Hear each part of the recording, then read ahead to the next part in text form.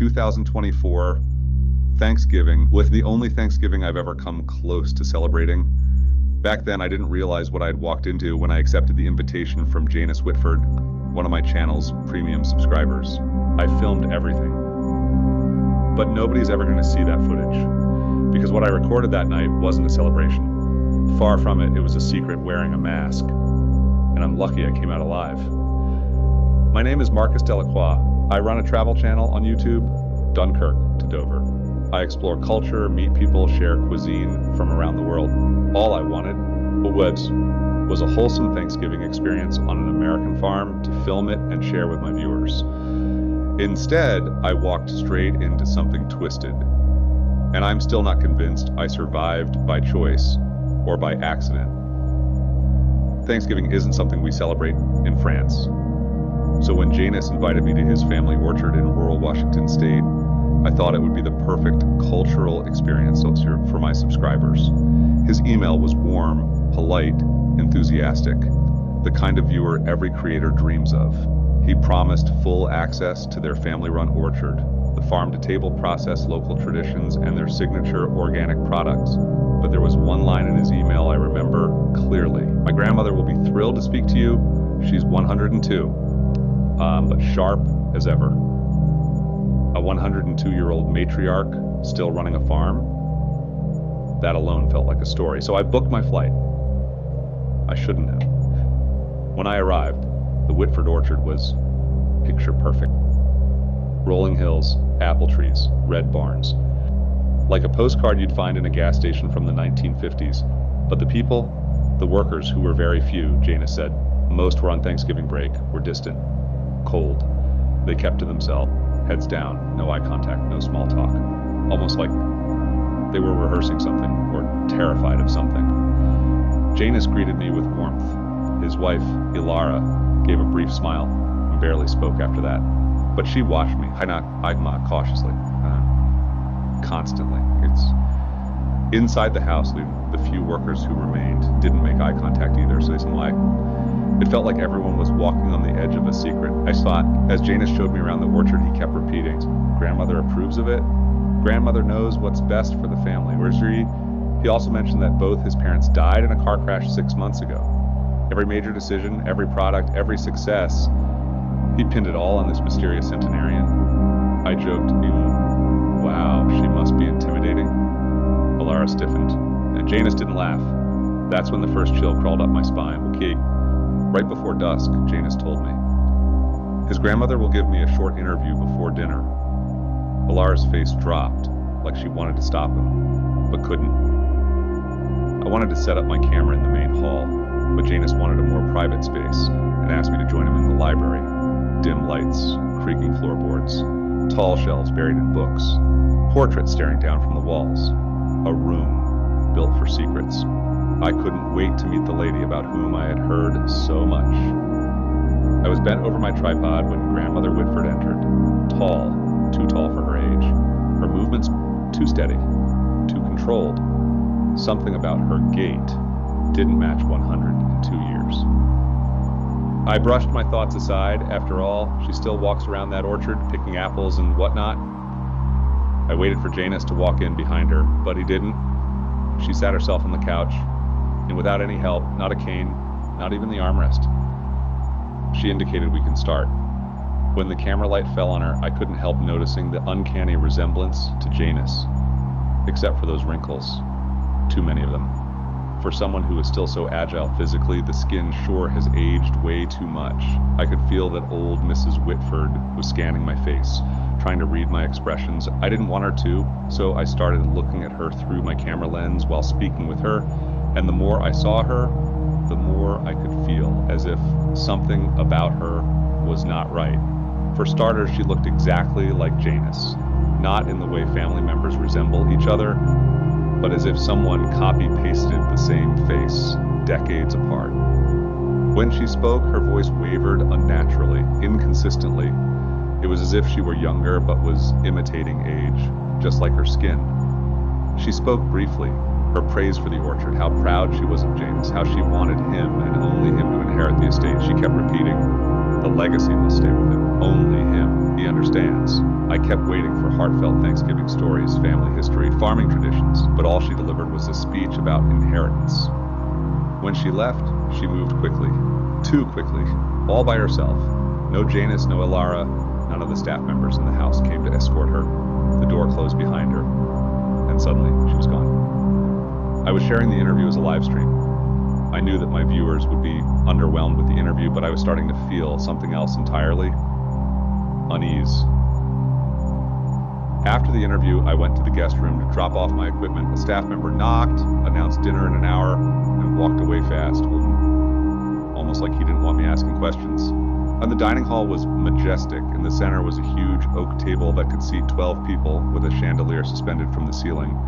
But the table was set for 3. I asked when grandmother would join.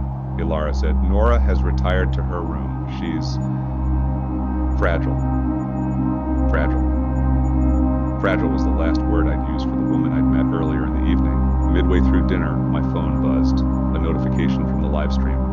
A private message from someone named Ariel W. It read, Marcus, I'm Janus' sister. The woman you filmed is not my grandmother. I froze. Her message continued. I've lived in Vancouver for 18 years. My parents invited me back to take over the family business. Before I could return, they died. Police called it a car accident. After that, Janus and Ilara took over the estate. They forbade me from returning. I believe they had something to do with my parents' death, and now I fear they have killed my grandmother or hidden her. Please help me prove what happened. My blood turned cold. I forced a smile at the table. I was hoping to say goodnight to Mrs. Whitford, I said casually. Both Janus and Ilara looked up, startled. Ilara's reply was curt. She doesn't meet anyone after she's retired. The rest of the dinner was uncomfortably quiet. Conversations were stiff, and Janus kept steering the chatter away from anything remotely personal. After dinner, the mood shifted, sharply. Every word I said was met with cold, rigid responses. I stepped outside pretending to get fresh air. Across the lawn, a worker's cabin light glowed. Odd. Janus said all workers would be gone for Thanksgiving. I checked my phone. More frantic messages from Ariel. Hey, check the hallway portraits. I headed back inside. The hallway lighting was dim. On the kind of yellow glow that leaves corners in darkness. I scanned the portraits. Generations of Whitfords. But grandmother Nora was in none of them. Not young. Not old. Not anywhere. I messaged Ariel. She's not in a single photo. She wrote back instantly. Exactly. She is not who you met. Please check the family albums. Against every instinct screaming, don't, I waited for the house to quiet down, then slipped toward the library. The door was slightly ajar. No lights. The floorboard creaked. My heartbeat quickened. I used my phone flashlight, searching drawers, until I found the photo albums. Inside one, Reginald and Eleanor Whitford, 1945. The lady in the photo, who was obviously the grandmother, looked dainty and had distinct features. Her frame or face was nothing like the person I'd interviewed. I sent the photo to Ariel. She confirmed instantly, that's my grandmother. That's Nora. This is very helpful, Marcus. I feel that they have hidden my grandmother somewhere, but now that your video is shared, they can get rid of her. The farm is only 2 hours away from where I am. Driving down now, and we'll speak to the police. In the meantime, stay safe, and if you find anything else, please message me. I was about to leave when I heard it, a soft click, like a phone unlocking, or a door handle being tested. Footsteps approached. 2 voices whispered outside. I ducked behind a chest of drawers. The footsteps passed, then moved toward the stairs. I exhaled shakily and slipped into the hallway, only to see Ilara standing there, watching me, cold, silent. I forced a smile. I thought I left a cable in there, but it's not here. She didn't answer. She just stared. A shiver ran down my spine. I knew that she didn't buy my excuse. I hurried back to my room and locked the door. I sat on the edge of the bed, trying to slow my breathing. The hallway creaked twice outside my door. Slow, measured. My phone buzzed. A message from Ariel. Police are on their way. Whatever you do, don't confront them. Just survive. Then Someone knocked at my door, soft, polite. Marcus, you awake? It was Janus. I didn't answer. Another knock, harder. We need to talk, Janus said. I eased back from the door, heart thudding in my throat. He waited, then walked away, or pretended to. I knew I had to get out. Soon, I waited 15 minutes, long enough for silence to feel dangerous. Then I opened the window. Cold air slapped my face. The lawn stretched toward the worker cabins. The cabin that had been lit earlier was now dark. I climbed over the railing and dropped to the ground quietly. Ahead of me there were acres of land, uncovered.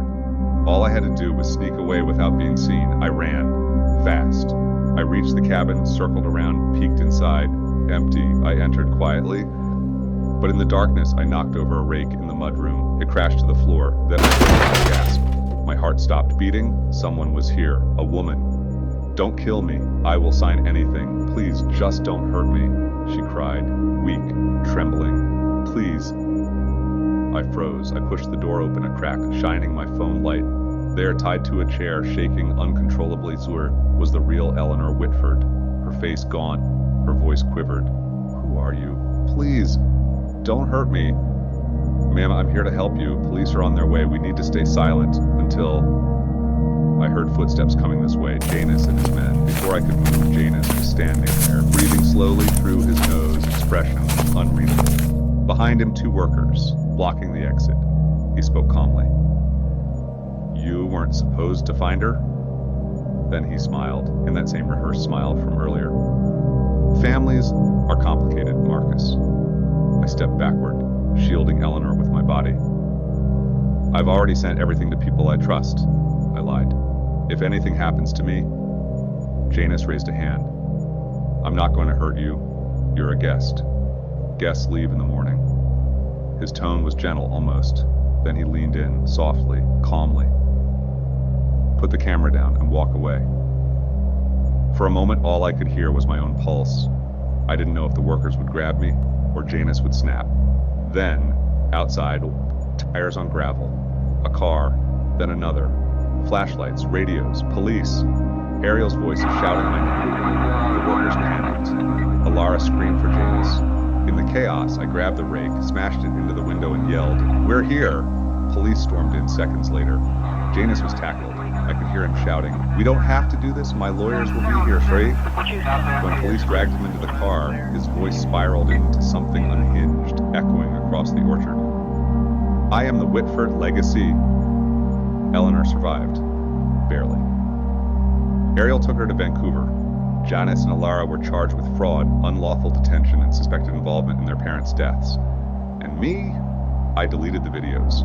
After the investigation, I even removed the live stream, not because I was scared, but because some stories don't belong on YouTube. Some memories shouldn't be replayed. And some Thanksgivings are not meant to be shared. This was a Thanksgiving vlog I should never have filmed. If you like this story, please do not forget to hit the like button and subscribe for more.